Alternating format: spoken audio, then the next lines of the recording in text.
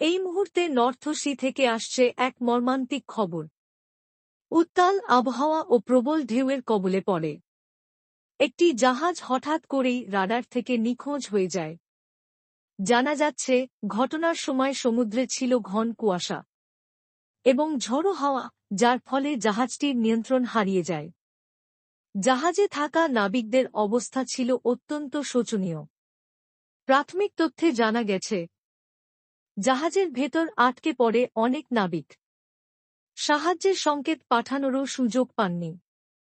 ঘটনার খবর পেয়েই দ্রুত উদ্ধার কাজ শুরু করা হয়, কিন্তু উদ্ধারকারী দল ঘটনাস্থলে পৌঁছে দেখতে পায় এক বিভীষিকাময় চিত্র। ভাঙা জাহাজের অংশ, ছড়িয়ে ছিটিয়ে থাকা মালপত্র এবং নিস্তব্ধ সমুদ্র। এখনো পর্যন্ত কয়েকজন নাবিককে উদ্ধার করা সম্ভব হলেও একাধিক নাবিক নিখোঁজ রয়েছেন বলে জানা যাচ্ছে।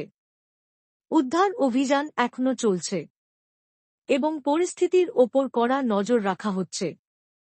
নর্থ সিতে এই দুর্ঘটনা সমুদ্রযাত্রার ঝুঁকিকে ফের একবার সামনে নিয়ে এসেছে। পরবর্তী আপডেটের জন্য আমাদের সঙ্গে থাকুন।